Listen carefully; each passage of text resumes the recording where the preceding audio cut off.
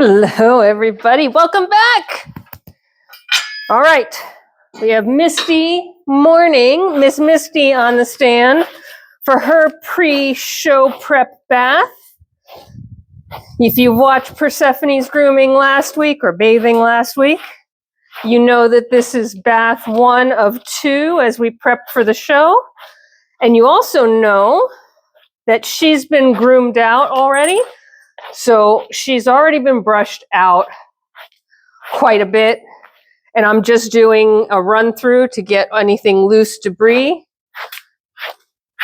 And then we're going to wash, we're going to condition, and we're going to let her go.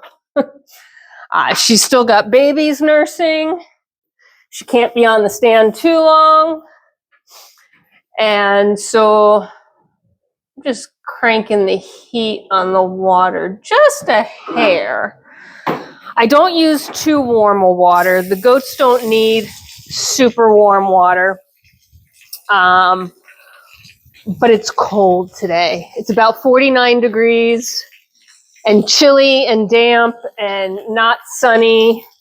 And I just feel like they need just like a 1 degree up. Now, if you've watched my grooming videos before, you know I always keep my hand in the water stream on the goat at all times so that whatever they're feeling, I'm feeling. You also have heard me tell you before that goats' body temperature is warmer than us naturally. So, you know, if you figure our body temperature, and I'm going to talk in Fahrenheit here, guys, because I'm American and that's what I'm comfortable with. Sorry. But our body temperature is, 98.6 is sort of the normal. Goats' normal is between 101 and 102. So water that feels warm to us, so water that, say, is 100 degrees, would feel nice and warm. It wouldn't be hot, but it would be warm. To us, would be just barely body temperature for them. So I'm balancing, trying to stay in and around their body temperature is what I would say when I go for the water temperature. But because the air temperature is only 49 degrees Fahrenheit, the water temperature is, let's call it 101 degrees, I'm getting steam. I don't know if it's catching on camera, but there's definitely steam rising off of her right now.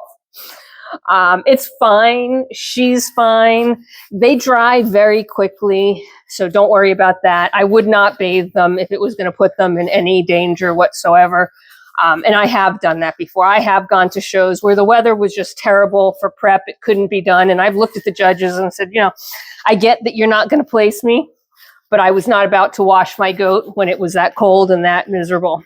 And comically enough, many of the judges appreciated that more and said that they would rather lay hands on a dirty goat than know that the goat was uncomfortable and treated to a miserable experience that would put their health at risk just for a bath. So it works both ways, right? Certainly you do want to prep them for a show and you want them to be in pristine condition. But at the same time, for me, always, health of the goat comes first and foremost. No ifs, no ands, no buts. All right.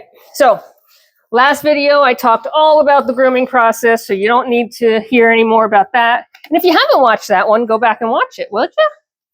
So listen, if you guys are new here and are just tuning in, these are Grooming Saturdays. I do this Saturday mornings through most of the year. We kind of taper off, I would say, December, January, February, when New Jersey winters are just too terrible to put goats on a grooming stand. They only get 2 baths a year, 1 in spring and 1 in fall. All of the goats will get 2 baths a year, even if they are not show goats. This is not strictly a show thing, but the show goats will get an extra bath before each show. So just for the record, right, these guys are, this is my second goat being groomed for the day, and she is going to be groomed again, washed again, 4 days from now, the day before we leave for the show. So all of that will have happened already by the time you see this, just based on how I sequence it out. So let's talk about something else, shall we? Shall I tell you all about my woes with my microphone setup? I don't know what is going on. I've been using this same relatively inexpensive microphone setup for a little over a year now. And I have no idea what I have done to create the problems that I've created, but I'm sure it's me.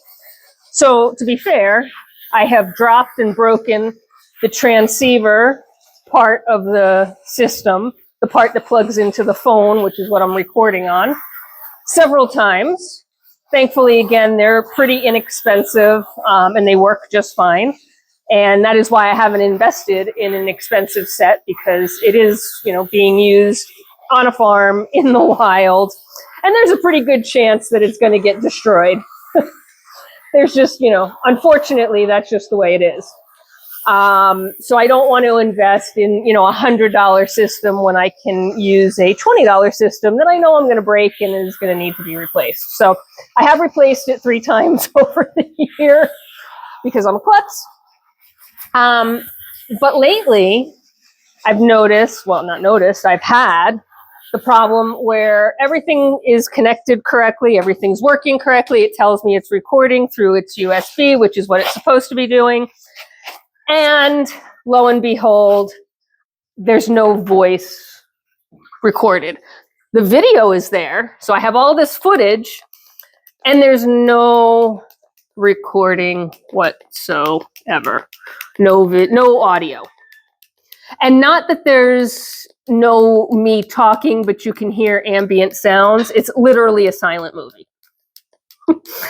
I thought I had it figured out. So, the first problem solving I did was when I connect the transceiver to the phone, it puts a little, notification at the top that says it's connected. And I was swiping that notification away along with all the other notifications just to get them out of the way while I'm, using the recording feature. And apparently that was disconnecting the transceiver. You would think I would have figured that out a long time ago, but I didn't have that problem with the older phone. That's the other thing, is I replaced my phone recently. I should say work replaced my phone recently. So this is really just started. Okay, so easy enough, right? Don't swipe that notification away. Check. Then I still had the problem.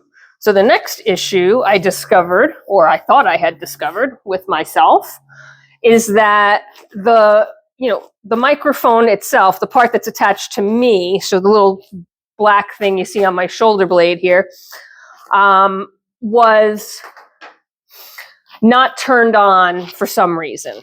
And that's really weird because it typically would turn on instantly as soon as you take it out of the charging box. It just is powered on. So I never paid attention to that either, but I noticed a couple of times after I had this failure that the power light wasn't on. So I was like, maybe the microphone's going bad, which despite the fact that I've replaced the transceiver 3 times, the microphone's been fine and I haven't replaced that. But it comes in a 2-pack, so I have a spare microphone. So that's what I'm using today. And that did turn on when I took it out of the charging box. So I'm thinking that the first microphone is just finally dead. And you think I would have figured that out sooner rather than later, but no. I've taken at least a dozen videos now where I have sat and talked for 10, 15 minutes about stuff. And because nothing is scripted and nothing is planned, I can't tell you what I talked about because I don't remember. And then get back to the house only to discover that I have all this awesome footage of cute baby goats and no audio to go with it. So I'm seriously considering just releasing a big slug, 1 playlist of silent videos. There's no ambient sound. It's completely and totally silent, right? Like, it's because it thought it was recording through the microphone, but the microphone apparently wasn't recording. So it has no sound, nothing whatsoever. Extremely frustrating because that is time that I've spent that I can't get back. I am not upset about the time spent in the stalls or in the pastures with the animals. That's what I love, so that's not an issue. But in order for me to keep up my posting schedule, which is for now anyway, it has been twice a day, every day. You know, yeah, losing 12 videos. I've lost 6 days of videos. That's a whole week's worth of chatting that I have to get back somehow. And the only way to get it back is to just record new. And if I'm using that time to record new, then I'm falling behind. And, you know, you guys get these things, other than these groomings, you get these things in real time, right? As close to real time. I mean, sometimes they're a day behind or 2 days behind, but I'm not batch recording 8 videos and then just uploading 2 a day so that you're seeing stuff from 4 or 5 days ago. You're seeing stuff, you know, from yesterday, possibly the day before. Sometimes I'll be able to get 3 videos in a day. So, you know, you'll see it 36 hours after it happened. But we're not talking about a lengthy delay. I don't have a stack of videos where it's not a big deal.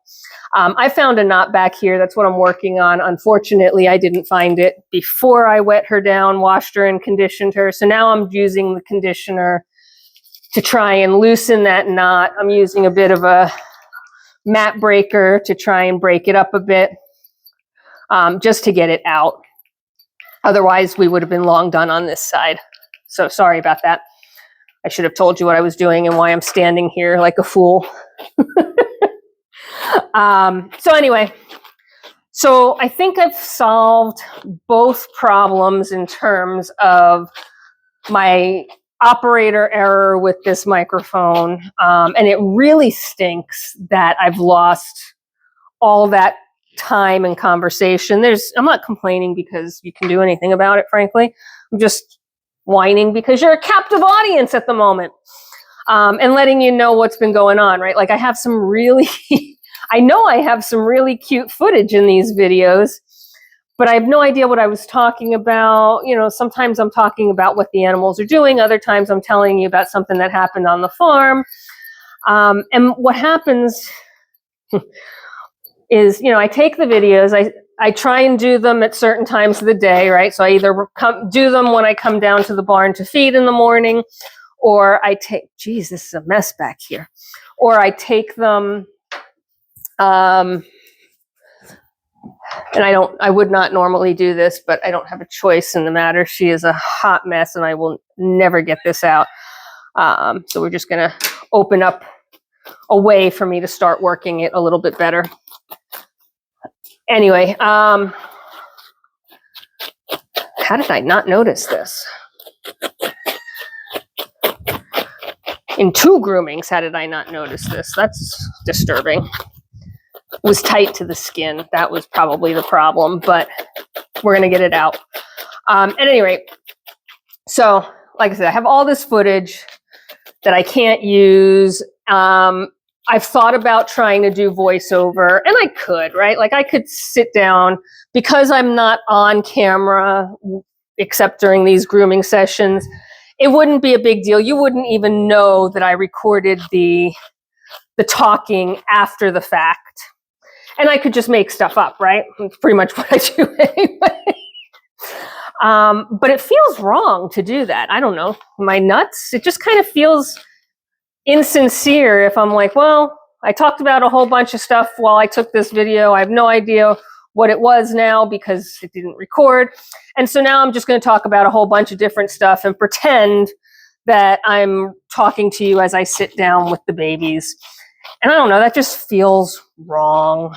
I'm sure I'm being ridiculous and overthinking it. Like I said, you guys would never really know, but that's how my brain works, right?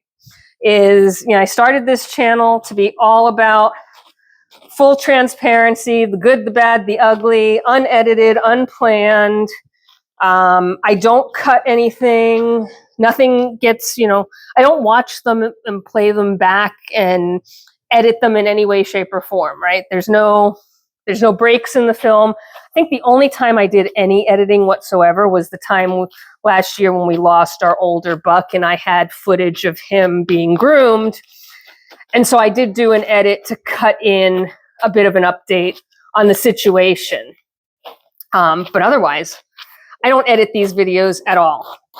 They are what they are. You see me as I am. You see the animals as they are. You see the property as it is. You know, sometimes it's in great shape and everything looks pristine, and other times everything is a hot mess, and you see it all. And that's just how this channel was intended from the start, right? So I'd love to hear your thoughts on all this kind of lost footage, right? It's not lost. I still have it, of course. It just has no audio, which means it has no transcript, which means I don't have anything to share in terms of descriptions or titles or anything else. So I could, and what I'm thinking about doing is just putting out the slug of them, like I said, I think there's 12 or could be even more than that at this point, as a playlist, do it all at once, sort of at an unusual time from the upload perspective, so that it's not, you don't think it's my normal videos that come out 6 a.m. and 6 p.m. Or do I just take the L, move on, and get over it? That's pretty much the decision. Let me know what you're thinking. Probably by this point, I will not have done anything with them because I will still be waffling on that decision. I don't know what to do with this, Misty. We've made some pretty big progress here, but it's still a pretty hot mess. Now, what this is that I'm working on, guys, is her cashmere undercoat. You can see it piling up, right? I'm not pulling hair out or anything else, but her undercoat apparently was still right up at the skin, which would explain why I didn't catch it with a brush beforehand. But I guess the shampoo and conditioner has knocked it loose, and now it is kind of jammed up in her wet hair. And if you watch Persephone's video, that is what I don't want to happen, because it becomes this nightmare to deal with. And she is going into the show ring, so I am not cutting her hair. I am using the scissors on the pieces of cashmere to make them smaller so that I can work on them piece by piece and really get them out of her hair, rather than try and work a big clump at once. So that is what I'm using the scissors for. I am not cutting her hair, but you can see I'm collecting quite the plop here of yuck. And it is almost done, so I shouldn't be. It's worse than I expected, but thankfully I'm making progress now. Thankfully for both her and me. And yeah, it's all just right up on her skin. It's not tangled. It's that it's in between. It was in between, I guess, shedding and releasing, and I probably unnaturally pushed it along. So I know, girl, I know. I'm not sure if we're going to be able to get it all right this very second. We may have to wait until you dry. Once she dries, it'll be a little easier to move it through, but I want to get it moving, right? Her hair is smooth, it's dirt-free, it's clean. So if we get it moving down the shaft, it should actually shed out fairly naturally. So that's what I think we're going to do. I just got everything loosened up. I broke it up into smaller pieces so that it doesn't become a big clumpy matted mess as it moves down her shafts of hair. And since I've already used as much conditioner as I can, I mean, putting any more on is just a waste at this point. And I've brushed her to the best of my ability right now. And the stuff is moving, but it's not moving quickly because it's wet, it's sticky. I think the best plan of attack here, oh, that piece did come out though, so happy day. I think the best plan of attack here, is going to be to let her dry, knowing And again, this is a decision I'm making based on some awareness that I am going to be grooming her again in 4 days. So if I'm grooming her again in 4 days, whatever's there, I now know about. It's not going to get worse. In fact, it should get better. And I will be able to work on that spot before I get her wet and shampooed and conditioned again. So let's do that and move on to her other side. Boy, this was supposed to be a quick process today. That's what the pre-groom is all about. But poop happens, just like apparently poop happens with my videos. So, at any rate, see, I almost did a dummy. And look at all this vegetation she's picked up in her hair. This is what I mean by, like, get the brush through them before you wet them down. This vegetation is all just loose, right? It's bedding, it's hay, it's just loose stuff. But if you don't get it out while the hair is dry and silky and easy, it just becomes kind of embedded in them, right? Here, this is the kind of thing I'm talking about that I'm working with on the other side. Hopefully you can see that. So there's a line of cashmere. Actually, it's a perfect example. It starts here. Hopefully you can zoom in. Wonder if she'll stand still. Maybe I can zoom in. Whoa, this is going to be really fun. We're going to try something new. Yeah, because you can't see it. All right, we're going for a ride here. There we go. Okay, this is new. Roll with me. So this line of cashmere here has started to shed out, but it's still up on top of the skin, right? So it hasn't actually, it's starting to release, but it hasn't fully released yet. That is what happened on the other side, except that I didn't notice. Now, if you watch when it's dry, it just comes right out. Maybe I might have shoved that in the camera a little too close. But it literally just moves right down the shaft. It breaks up into pieces that you can move quickly and easily. And even though it was a fairly big clump, a little bit of brushing and a little bit of patience, and you can get that all out. I did not do that on the other side, apparently. And so that, very similar, in the same spot, actually, line of cashmere, instead of coming out like that, kind of locked itself nice and tight into her hair shafts, and I can't get it out. So there you go. That's a new thing that I did on camera for the first time ever. So let's move you back to where we usually are. Oh my goodness, that's not it. Let's zoom back out so you can see everything. And let's finish her up, shall we? That was fun. I hope you enjoyed that. I have not done that before. I didn't even think about ever doing that before. Usually I'm just like, well, you can't see it. Oh, well, get over it. Okay.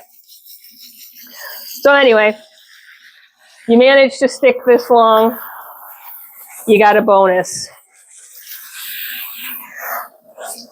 But now I won't have that same problem on this side that I had on the other side that caught me up for a while. So other things that are happening, right? I mean, I know that this is going to be, this video will probably get published end of May, so toward Memorial Day weekend. It is not quite, so about a month from now, just based on the current schedule. See all this vegetation down here? If I hadn't brushed that out from the top, it would also be stuck in her hair and it would take me forever to get loose. So that is why we brush them first.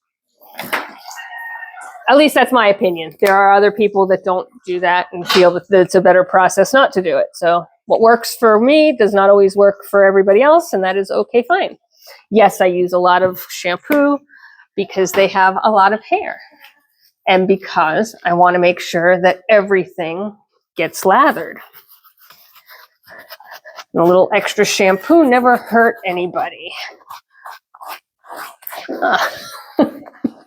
So what was I talking about? Well, we covered off on the videos. That's a done deal. I'd really like your opinions on it, though. Let me know down in the comments what you think.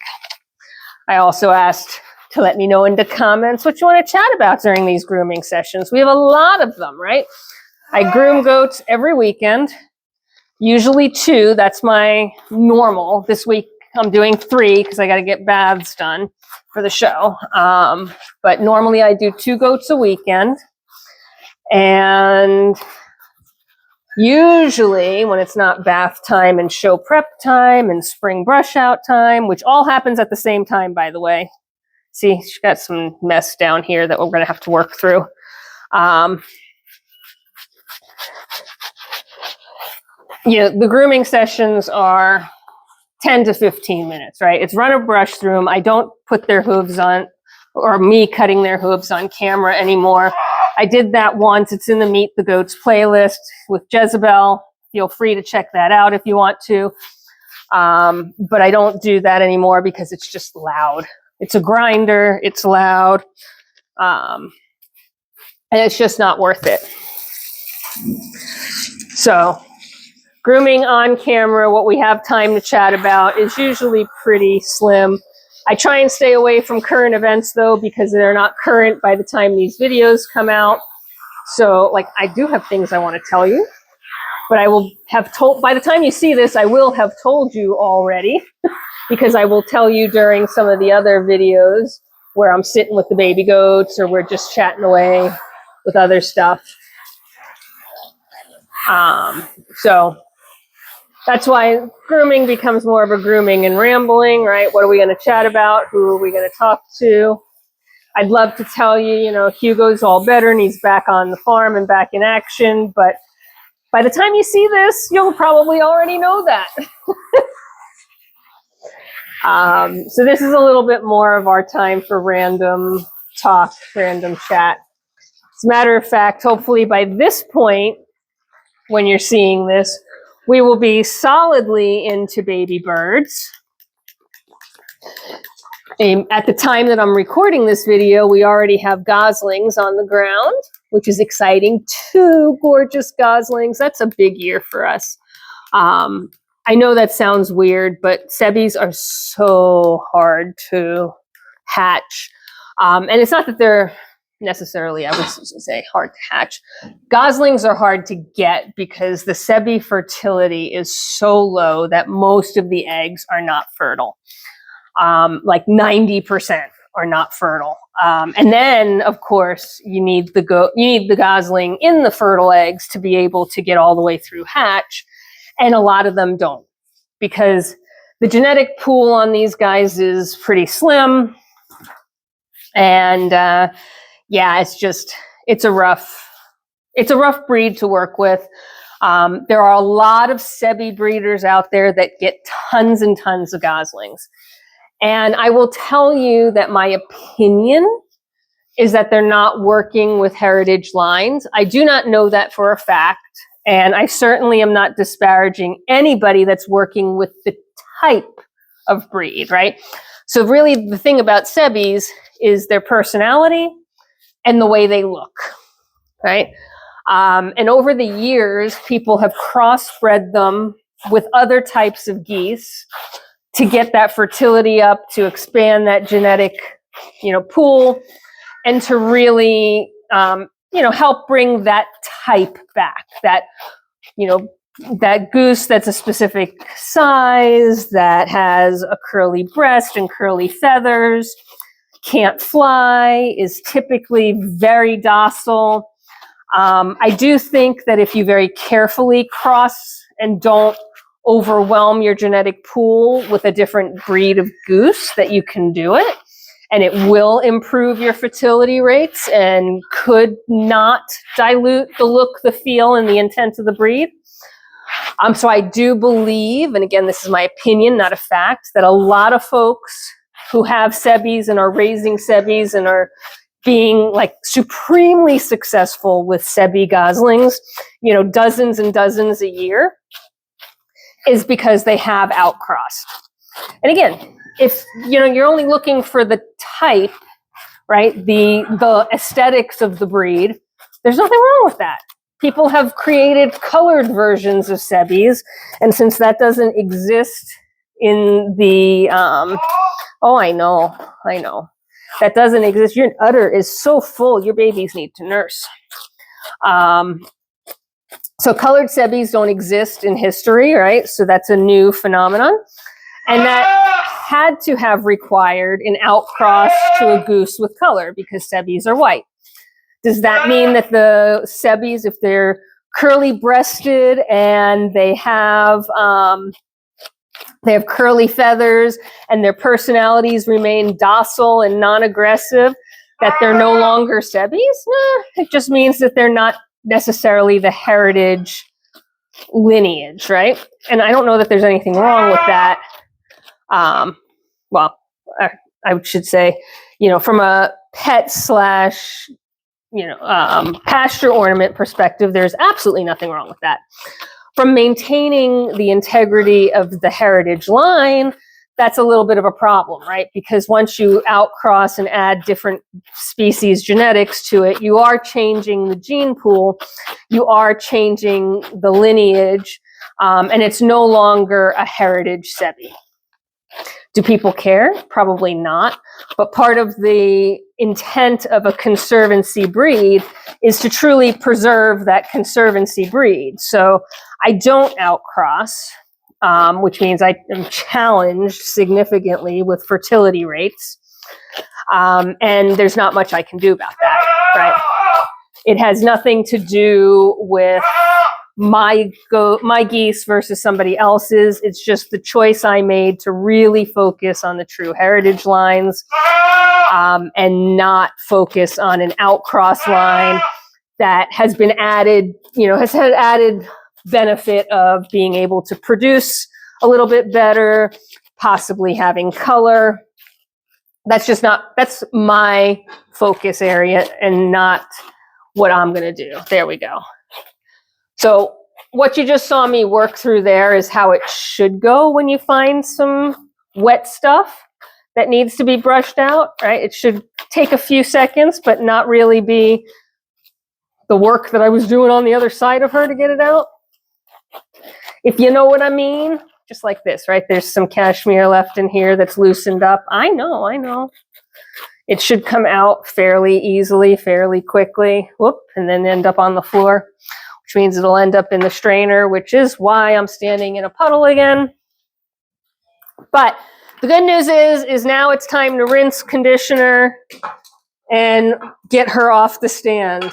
This one took way longer than it should have. She was supposed to be easy. Persephone is my hard one. Don't mind me as I bend over here and unclog my strainer so my drain works. It's clogged with hair. Yay. Although I have to tell you, after years of grooming goats on a grass lawn, standing in puddles, making mud, having a wash stall with a drain is such a convenience, a luxury. I know it's not something everybody has. It is something that was sort of mandatory for us as we upgraded, or I should say just moved from Farm 1 to Farm 2, right? This is our second version of the farm. I know, I'm just picking some crud that didn't get washed off. There we go. There we go. So this was, for me and this breed, this was a mandatory thing, right? If I was going to build a barn, and we built this barn, we custom built it to our specifications. So if I was going to go through all of that, then it was going to have what I needed. So yes, this stall technically, and that's what it is the size of a stall, was custom for having drainage, for being able to be used in this manner. But you know, I try and keep the future in mind, right? And let's assume that someday in the very far future, I do intend to retire, and maybe we're going to give up the farm life, or we can't keep it up because we've gotten to a point that we're just not physically capable of it. This stall has normal stall doors. It has a pasture attached to it that's fenced in, and all it needs is a front panel, and it would be a perfect stall. You know, you just take the things off the walls, you go ahead and lay some stall mats down, and you have a perfectly form-fit stall that is horse size and horse ready. That is the same thing we've done with all of our stalls. Certainly, I could have made our stalls much smaller and had more of them, but again, kind of trying to stay future-proof. The stalls are horse-size stalls, so our goats live a little bit more together rather than in various different stalls across the barn. And they share their stalls and they share their pastures, which for me, I know you've had about enough of me, haven't you? Which for me is the ideal state anyway. Oh, is she mad? Now, I told you her udder is full, and I'll bet you anything she is ready to go feed babies. So yeah, there's more cashmere here. Boy, you are shedding, girl. But I think we're going to cut her a little short. Again, knowing that I'm putting her on the stand again in 4 days, I'm not going to continue to drag out the torture session. We're going to get her done, get her back into the stall with her babies, and go from there. So I'm just rinsing the conditioner that I laid down. Like, you're here helping me. I wish you were here helping me. I still have one more goat to go today, and I am sopping wet, freezing. Although the sun has come out, so that's nice. And the wind, it's still windy, but it has laid down enough that it's not blowing straight in through the barn, thankfully. But yes, if you haven't caught on yet from any of my other videos, part of my process here is I am not dressed for the weather. I am dressed for the experience, right? So I am wearing fishing gear that's a little bit more, it's not waterproof by any means. It gets wet, but it dries a bit faster, very similar to how the goats dry pretty quickly. And it also doesn't show quite as much that I'm sopping wet, making it look like I wet myself in the not good way. I did have to take a bio break in between my first groom and my second groom today. So I put Persephone back in the stall. Before I grabbed Misty, I had to take a quick bio break. And, funny part is I'm not running back to the house while I'm soaking wet and wasting all that time to get back to the house and then back to the barn. So yes, there are pastures that get peed on by every animal in the state, including myself. So hey, if you ever end up surprising me at the barn, suggest you announce yourself beforehand, because you never know what state I'll be in. There's a good chance I might have to pee. And any small aircraft that go overhead, if you're flying too low, well, you're welcome. That's all I can tell you. It's a farm. I'm not, unfortunately, I don't have the ability to just stand in a corner somewhere like the husband does. So anyway, your head. I'm looking at him, I know I'm not done, but I can't remember what I need to do. I need to do her head real quick. And you probably notice I do put the rails up and down, up and down, up and down. Is it necessary? Probably not. Does it help me feel better that they have a safety net, right?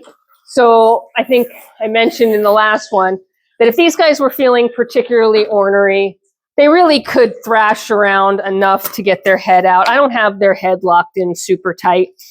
And then there's nothing keeping them on the stand except them and their awareness that they're up in the air. These older goats, probably not an issue, right? They kind of understand height differentials and the fact that they shouldn't be jumping from this place. Oh, are you peeing? You are. Fantastic. That's another reason why I like that this stall is drained. Speaking of pee, did I talk about it and then you decided you had to do it? Okay. Well, we're about done. And let's just, ooh, that's stinky pee. You had a lot of hay in that. I can smell it. I have no idea what I was saying. Oh, so she can get her head out of this if she really wanted to. They're pretty good about staying put when they're at her age. They've been through this a number of times. Yeah, that feel good? And they know that the torture doesn't last forever. And I use torture lightly. It is not really, I'm not torturing them, please. Don't go sending anybody after me. I'm not torturing my goats. I love them and I'm treating them well. Yeah, the side rails provide that little extra comfort cushion that says, all right, if they slide out, if they decide to lose their head and pull themselves out of their halter here, they still have a pretty big barrier to get around before they would like fall off or jump off the stand. And then the other reason I like the side rails is, especially when I'm doing hooves, and again, I know you don't see that on camera anymore, but they do tend to try and dance away from that. So I'll be on this side doing hooves and she'll be as far away as possible, which I can't blame her. It probably feels weird to have your hooves ground down. But the side rails keep her from stepping off the stand in that like desire to get away from me. I don't know why she'd want to get away from me. Everybody loves me. So I'm pretty consistent about making sure the side rails are up while they're on the stand.